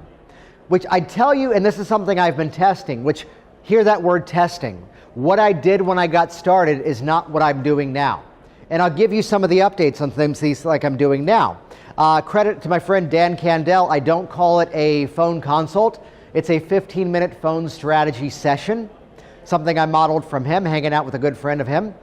So calling it thingifying, making it something specific, which I will tell you very comfortably, the number of initial inquiries I receive has reduced. However, these people, to use a metaphor, I have thickened that velvet rope of what it takes to get to me. And I am now closing practically every one of those clients now. They're having to jump through another compliance checkpoint before they come to me. Let's rewind that back if that's not your strategy. Those of you in my program, you're going to see that all in action. Or you can just go to the Virginia Hypnosis website and see that is the one thing I'm selling. I am selling the next step. We're talking about lead generation marketing as opposed to direct response marketing. Direct response, I've got this phone, who wants to buy it? When you try to sell to everybody, you end up selling to nobody. Who do you know that are family members who have tech challenges? Here's a solution. See me after the meeting. They're having someone metaphorically and sometimes literally raise their hand to say, I want to learn more about this. That's that logical progression. Direct response marketing does work, and when you see the email sequence that I did in terms of $4,000 from one email, it is my other catchphrase that sometimes you just have to sell the damn thing, which you'll see that in action when I send that message out. In about a month or so is when I'll send out that campaign and show you exactly what that is. So again, selling the next step. So my classic next step was call for your free phone consultation. Now I set rules in my life because I like to go home. Nowadays I see my clients on Monday through Friday. They're either a 10, a 12, a 2, or a 4. And there's no variation to that. That way I am walking out of my office at 5:30, I'm at the dinner table with my kids, and there's some personal baggage behind this in a very loving way, but when I go home, I don't work. That's the end of the business day. So I'm in mode in my office, and I'm in mode when I'm at home. I am through time in my business analyzing everything, in time with my clients, and purely in time when I'm there with my wife, my kids, my family. That time is laser specific in terms of how I separate out my life. So my rule that I set was I'm either in my office building content that has value or getting paid for seeing a client. So I'm not willing to sit there for a half an hour and not get paid for it. So I set the rule that I do it by way of a phone consultation, which for the person who would call me and say, yeah, I want to come in for a consult, one simple pivot took care of that. Great, we do that over the phone. What would you like to work on? And I teach a whole extended sort of phone system of how I navigate that phone process. I call it the 500K phone process, and I teach it online. But basically, it's the first 10 minutes of a client consult. I talk to them and I listen, and then I feed back part of my pre-talk through the filters of their goal. That's what my phone consult is. And there's a seamless pivot to be, here's how we work with each other.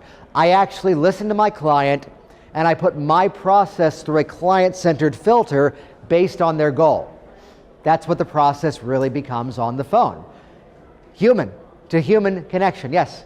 Do you find that process, by switching the name from consult to strategy planning, actually eliminates or filters out those who may be less yet ready? Yeah, the question was by reframing it from phone consult to strategy session, did it filter out the people who are not yet ready? I have to give the honest response that I did. You're supposed to, a good scientist is only supposed to test 2 variables. I switched over to the the scheduling software schedule your callback at the exact same time I pivoted to strategy session, so I don't have a definite answer to say this one over that one. The answer may be just test it for yourself. Yeah, so again, I did both variables at the same time, rather than one and the other. Yeah, question? Yeah, I was going to say, I use 15 or 3 consultations, and I have a similar response. Like, when someone calls me after we're talking, and I listen to them, they pretty much don't know. Yeah, and the comment was he's basically doing the same thing of schedule the 15-minute time frame of that. So the benefit of that is, again, that conversation's about building rapport, building a relationship, value first. We've talked about this. Let's talk about actually now selling your programs. Ooh, programs. There's a word. Now, there's differing opinions on this. And the preview, just to kind of hype what I'm about to share with you, is the story I hinted at earlier, where the wife of one of the people in one of my programs, unsolicited, she's not a hypnotist, she called me to go, you doubled his business this month. Here's the strategy how. If you're booking, now there's some variation to what I'm talking about, but in general, by the way, never, ever, ever use absolutes. Thank you. And if you ever hear someone speaking in absolutes, everybody who speaks in absolutes, they're just full of shit, by the way. We're on the same page. But if I had to generalize a phrase here, if you're offering the one and done model, in a more generalized mindset, you're setting the expectation of a binary result. It either worked or it didn't work, and there are some clear variations to this. If you set the expectation for process, you're opening up the mindset for, where appropriate, incremental change. Hey, you know what? I got up and I gave that presentation and I felt really, really confident, yet I still felt a little bit of anticipatory anxiety. What if there was a way to naturally pivot this out of that one and done model into process? Now, yes, there are some people who teach more specific systems and protocols, and it's why, I mean, in my trainings, I just have one hypnosis training program, because it's just, here's my entire bank of everything that I do, and it's the stream of consciousness to go, how do I pull this technique? How do I pull that technique? I'm not the protocol person. So with that reason, what if here's the person that here's this 5-phase system, but I don't have to do this step with this person? What if here's this 7-step weight loss program, but I've had this as a client several times. She's the Zumba instructor who is binge eating at home. No, but phase 4 of this 7-step weight loss system says motivate exercise. She's already doing that. Be client-centered. So it's where I am never the one to say we will have this done in 5 sessions, 3 sessions, 8 sessions, whatever. Here is the one little nuance that built a massive difference in many people, and some are in this room right now. We start, and there's variation to this, we start with a plan of 2 sessions. And you're going to get the video of this presentation so you can go back and model the exact language. We start with a plan of 2 sessions. If that's all we need, fantastic. However, if there's value in additional work, of course that's an option.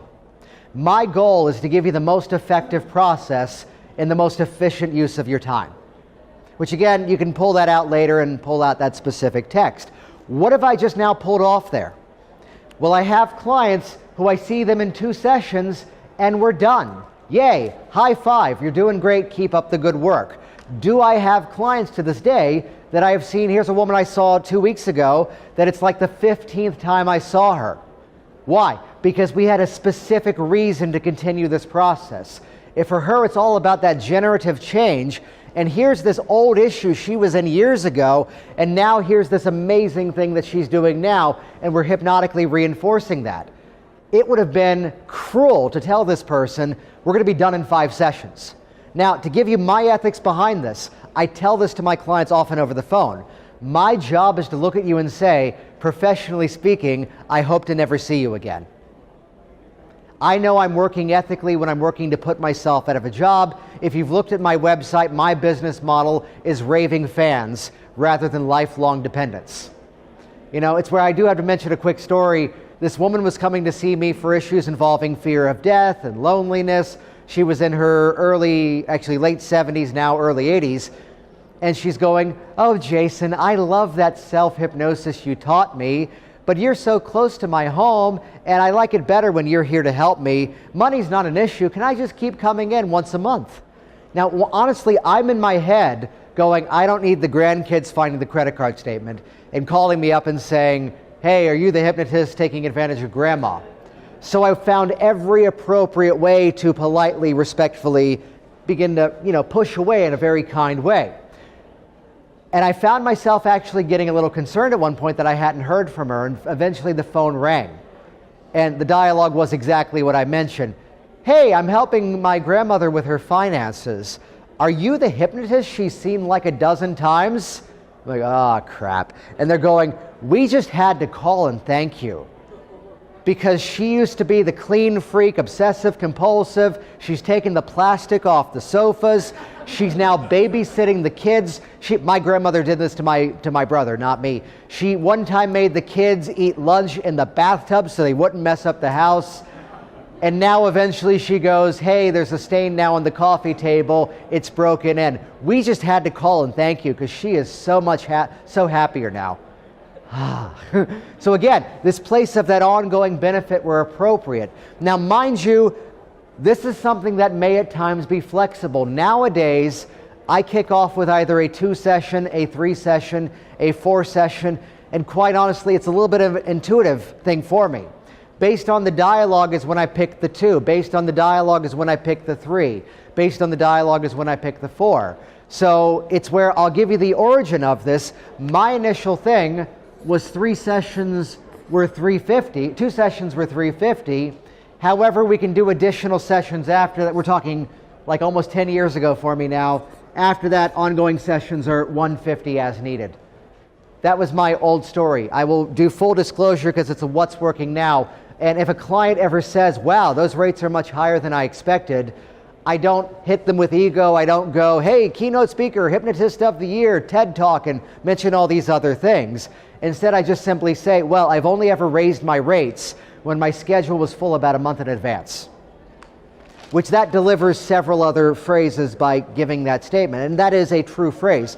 Nowadays, I'm 2 sessions, $850, 3 sessions, $1,200, 4 sessions, $1,500, and the more I keep raising it, I'm trying to bring down that client load. And people are booking me at those rates right now, and I'm looking around and going, well, we still have that student loan to pay off. Well, let's pay off that minivan. Ooh, the excitement of Jason Lynette's life. So, and going, yeah, let's take care of some things and make life a little bit more comfortable. So I'm in my office a little bit more than I've actually been in recent years because, damn, it's working. So these are my systems of doing that. And there's a mechanism of, in these various programs, the way I'm doing it now this is a little bit of hypnotic language inside of it. Of course, we can do ongoing sessions for $300 each, though most people prepay a package of 2 more because that's just $500. No one books the 1. Which again, what did I do here? Most people prepay do the sessions. Some people do the sessions as the singles as $150, though if you want to prepay another 2 here now, that's just $250. And what was I doing? This was that nuance that the wife of a hypnotist called me and goes, you've increased his client load. In the words of Richard Nongard, if all you're doing in the second session is giving someone a high five as to how awesome they've done, you are hypnotically compounding and enhancing the result that they've created. Yes, there's some variations to this. I will give credit. I was someone for years who goes the multiple session, and some of us got to hang out because go check out Ken Gutsu and his Stop Smoking. I'm now using his system for that. That's a one and done model with several other nuances behind that. Chat with him about how he does that. So notice again, flexibility to learn. The ability to go, let's see what else is going out there, how else are things doing. So if all you did was make that one single transition, this number of people you need to book every single month is now cut in half, or perhaps cut in a third. And only once or twice over the years have I looked at somebody and said, you know what? You're done. You've got this. You've kind of graduated here. We can use that remaining session for something else if you want, but if you want, I can just refund the balance. They've never had me refund and by never, I mean this is like 2 people I can think of. And this is a strategy actually I modeled from Sheila Granger in her virtual gastric band. She'd sometimes be in session 3 going, you know what? You've done so fantastic. You live close by. How about we just let everything sit for the next month? And we'll reschedule again, and that way a month from now, that'll be your third session. Which, yes, you lose the client block. However, think of the amazing hypnotic high five that person is getting. This is how well you're doing. And we always have admin tasks to wrap up. I use that time for value here. So that's really how I've done my programs over the years in terms of how I put it all together. So where are we now? We can infiltrate our local community. We can talk about what we do. We can give targeted presentations. We now have these valuable programs which you can fit any mode of hypnosis content into. All these techniques are good. And there's a little too much dialogue of you should never use this style of induction. If you don't use this technique, you're not a real hypnotist. That is a virus that needs to die and go away. Not the people are lovely, but those teaching messages need to be pivoted to something more positive and more helpful. There's too much of this. You can't go to Home Depot and buy a hammer and say this doesn't work. It's a hammer. It's only as good as you put it into use. So it's a method of how you put the process to use. And it may be the moment if I'm not really an aversion person, but the one who comes in and says, just make me hate sugar. That's the one thing I need. Sometimes you need to listen to your clients. It's a nice positive message that I think we all need to hear. We need to be more client-centered. Every model of work fits into this. So now let's talk about really going global, or at least local as well. Realize that if I had to stand here and say, these are the two things that made the income that I have today. These are the two things that as I interact with my students in my business programs, as I just talk to people, this is my plastics moment, like in the movie The Graduate. Here's the future, plastics. I'll give you two plastics here. Networking and online videos. We've talked networking. Online videos are the number one thing that I've built to where I am right now. It's where, how has my phone process become so brief? We're usually done in less than 15 minutes. My initial question nowadays is, what videos have you watched on my website? And when they respond, all of them, as they often do, I go, great. I can go directly into the program. I can go directly into talking about this because they have pre-qualified themselves. The real message here is duplicate yourself. Duplicate. No one make Mike Mandel look at my handwriting. Duplicate yourself. So the benefit is, close enough. The benefit is, I'm going to use technology now to duplicate me. This is my phone process now for my Stop Smoking clients. Did you watch the video? No. Okay, well, is tomorrow at 11:30 a good time for you like it is today? Yes. Let's do this then. I'm going to send you an email with a link to a very important video, which is going to answer some questions that probably you haven't even yet thought to ask. After you've watched that, I'll call you tomorrow at 11:30. We'll have a much better conversation then. Sound good? Oh, yeah. I send the link, I call back the next day, and actually in the system I'm doing now, they've already signed up for the program. Again, person who's already qualified. I'm using the video to educate along the process. Go to the Virginia Hypnosis website on your own time and look at the videos. I'm telling stories. I'm talking about research. I'm talking about why the process works. The number one thing I'm doing is I'm looking at the little lens on my camera and I'm talking to it like it's a real person. Hi, welcome to my hypnosis center. We can help you. No.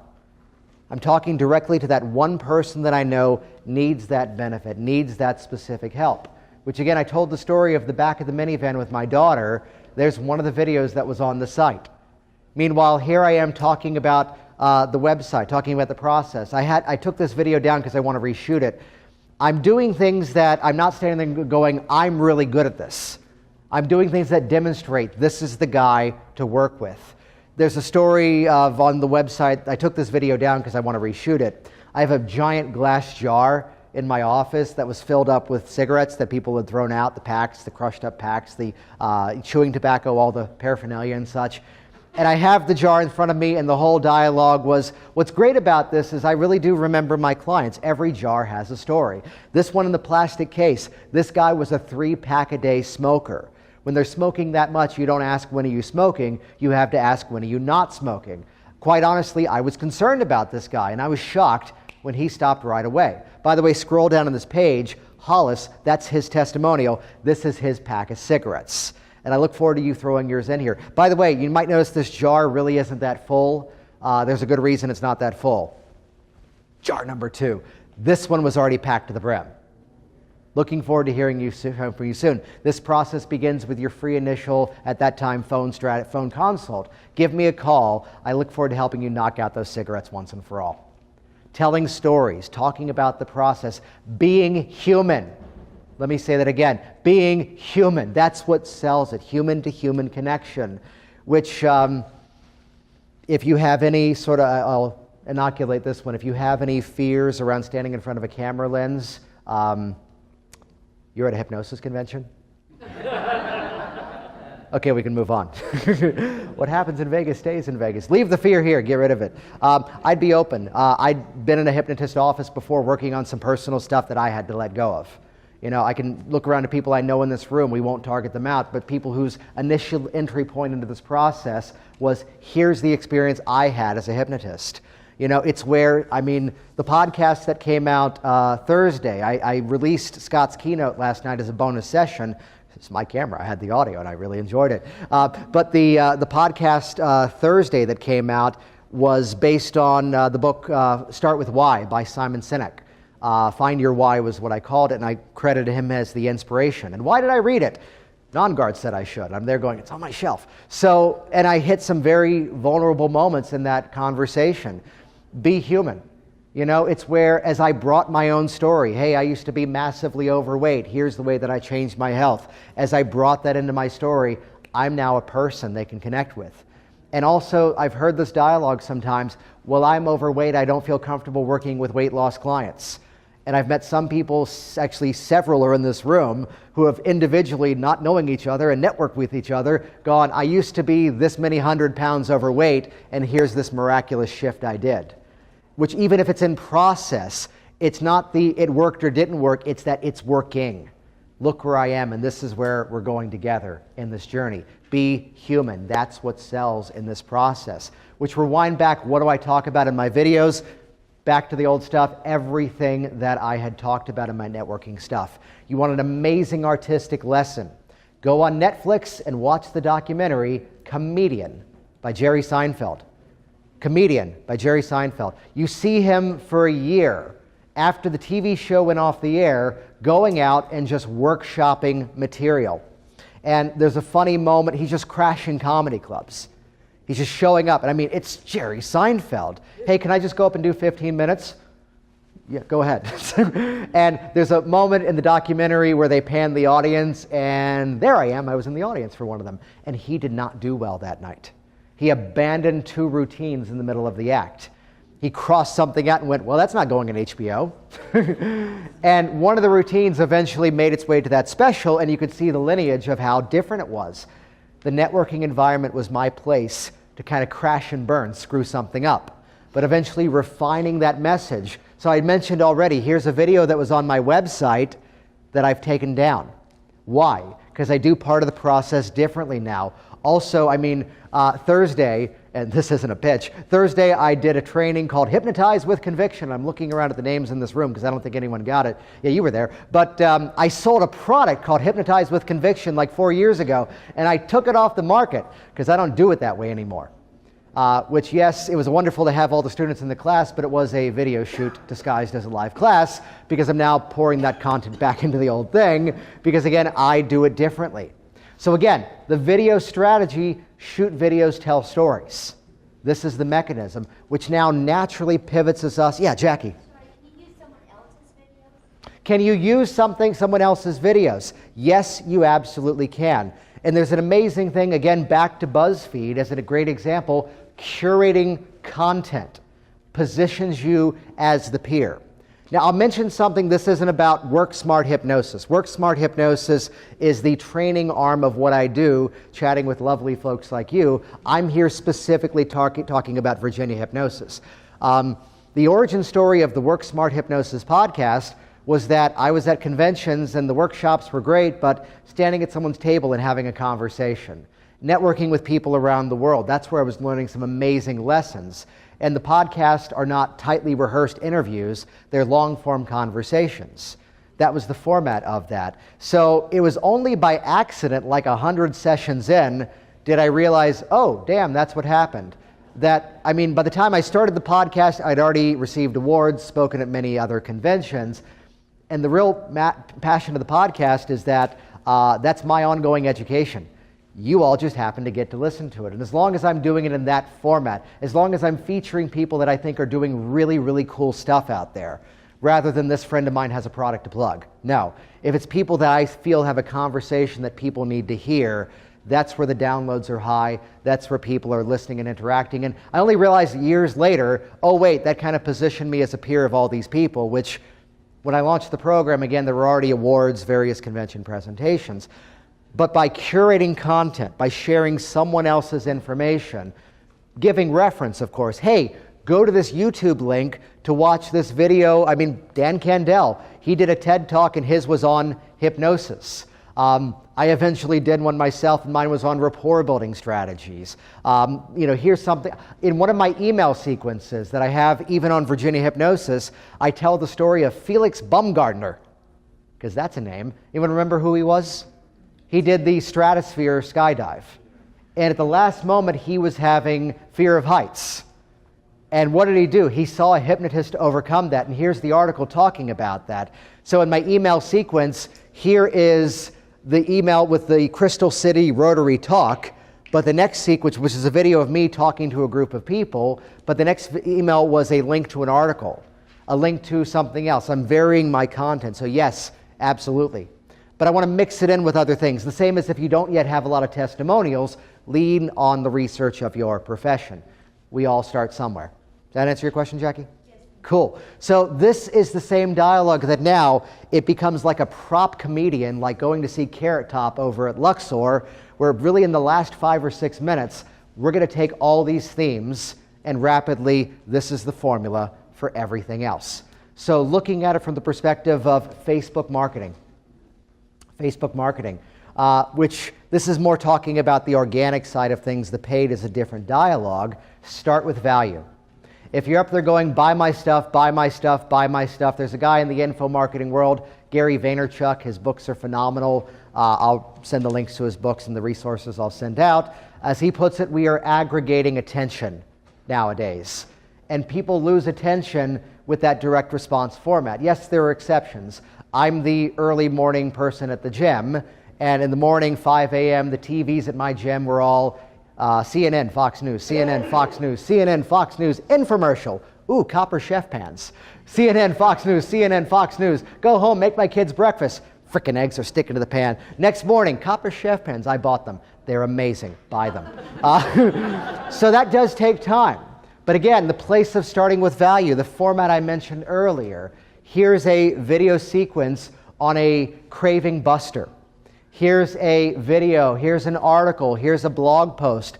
I talked videos, the same format applies to whatever medium you want to create. Here's an audio download. Here is an email sequence. Here's a video course. Here's and again, there's language patterns we can get fancy with inside of this. This way you can watch a video of what it's like to go through the program before you sign up for my program. Command, sign up for my program. This way you get to meet me before you come into my office. Ready, not yet ready. Yes, I am selling the service, but for those people who are not yet ready, I'm providing more value by putting them on some sort of automated email sequence. That's going to get us into some technology stuff. We're in an amazing place nowadays, technology. 10 years ago, there was an argument around this platform versus that platform.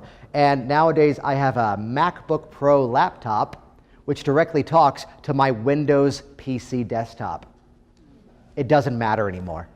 That being said, I do have to give a polite plug. Yes, we've been talking about Scriptnosis being curated content of Hypnotist, but it's also a whole email automation system.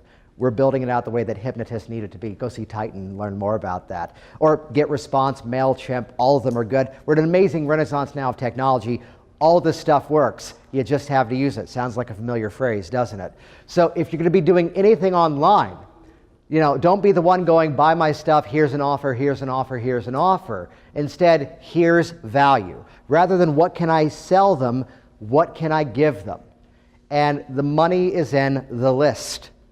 So this is where I mentioned that email opt-in sequence that's on my various websites. They can get the Stop Smoking email campaign, which they can interact with, build rapport with me, and then eventually find their way to my office. For the client on the phone, who I go, when would you like to get started? When would you like to come in? They go, well, I got to think about it a bit. I don't use crazy objection stoppers and closing statements. I just simply go, well, great. It sounds like you're still in a research phase. How about I send you some further information by email? And that way, once you've learned more about the process, when you're ready, that's when I want you to call me back. Sound good? And they go, oh, perfect. They now go on to a drip email campaign, which keeps providing value. And I will tell you, my favorite client is the one who opted into some list, either at an event, as I've mentioned here, or perhaps wasn't quite ready on the phone, and now they're about to book with me. They call back years later, and in a very non-confrontational way, I can go, just ask a curious question here. You first called me like 3 years ago, and here we are scheduling today. What's different now? Whatever they answer, that's going to tell you where you really need to focus your process. And I'd rather have them now, when they're at that state of readiness, than because I learned this fancy objection stopper from some online book or whatever. So again, from a place of credibility and authority, but again, I operate from a place of transparency. That's where I want it to be, where they see in the dialogue, this is what's going to make me successful, this is what's not going to make me successful. That's Facebook, that's YouTube, that's building an audience, that's building relationships.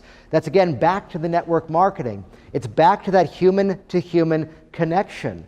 It's where, again, blogging, whether it's putting information out in print format. I do a podcast that goes out specifically to the hypnosis community, and there's people who do other podcasts that are not just specific to this little community. This is a funny thing, I get clients who discover my podcast, and the dialogue is always the same thing. They go, yeah, I found what you do. I listened to like 1 or 2 sessions. I'm not the audience, am I? Like, well, no, it's really a trade-specific thing. There's not any secrets to what we do, but it really is, kind of a gift back to a profession that I found a lot of value and benefit from myself, and helping to change the dialogue of how we learn and how we communicate with each other. So yes, I have received clients from that other thing, but it's where Melissa Roth at one point was doing specific online programs, just doing interviews around, I believe it was fibromyalgia or IBS, 2 of her specialties.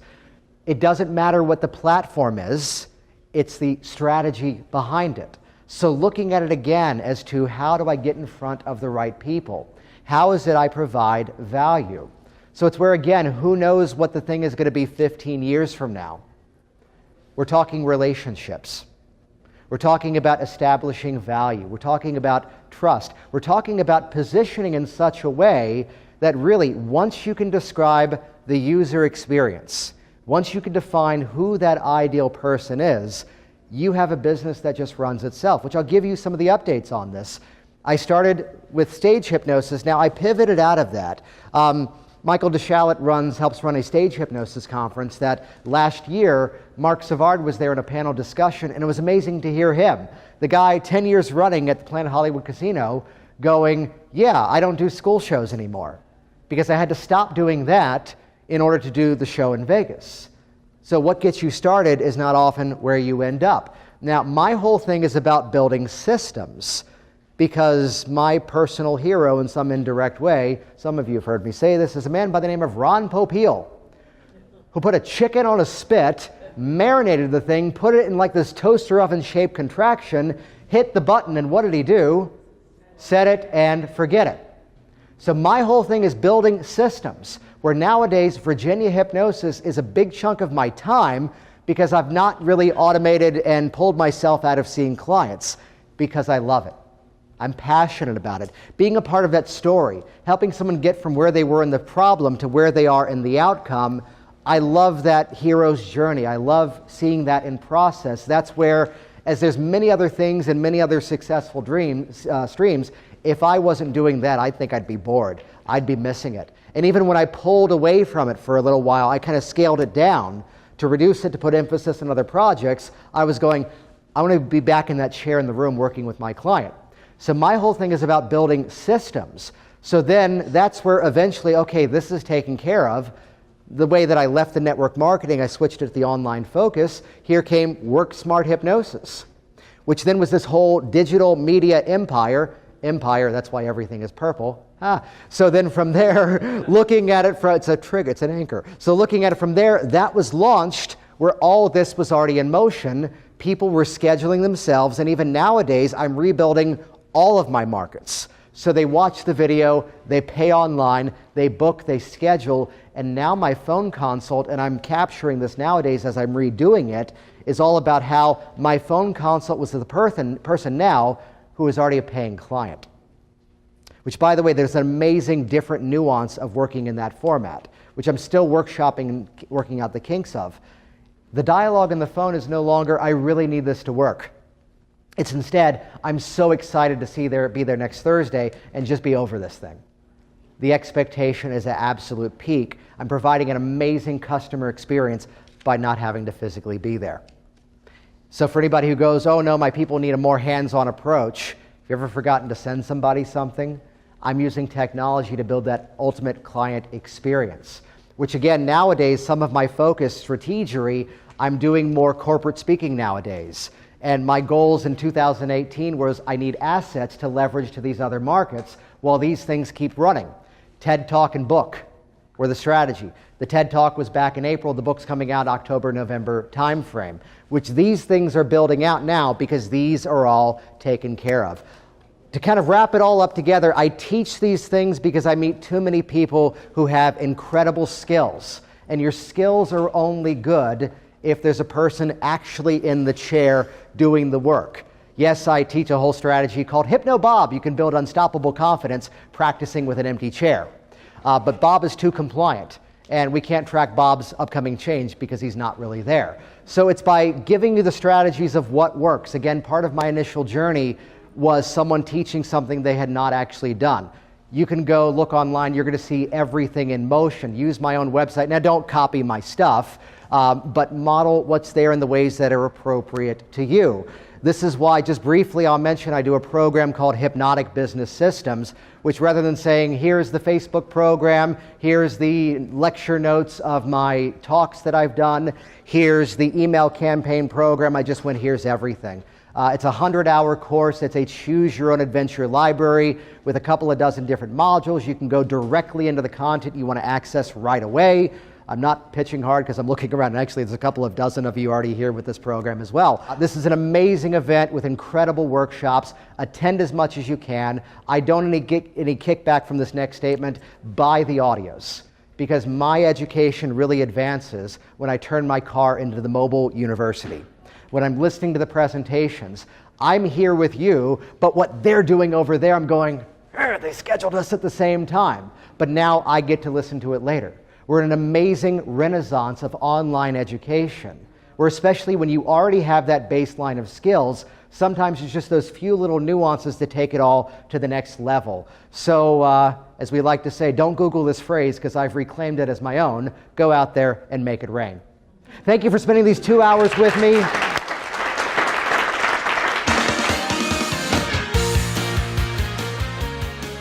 Jason Linett here once again, and as always, thank you so much for sharing this on your social media streams, for leaving your feedback online. And once again, head over to hypnoticbusinesssystems.com.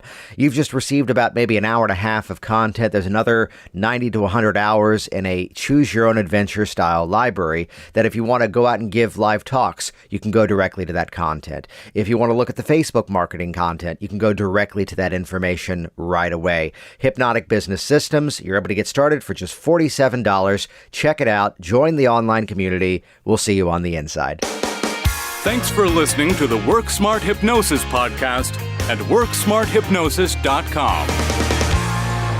Hey there, it's Jason, and I want you to be one of the first to find out as we upload amazing new content. So do this right now. Click the subscribe button right here on this video. That's going to link you to our YouTube channel here, and you will be the first to find out as new resources and downloads are made available.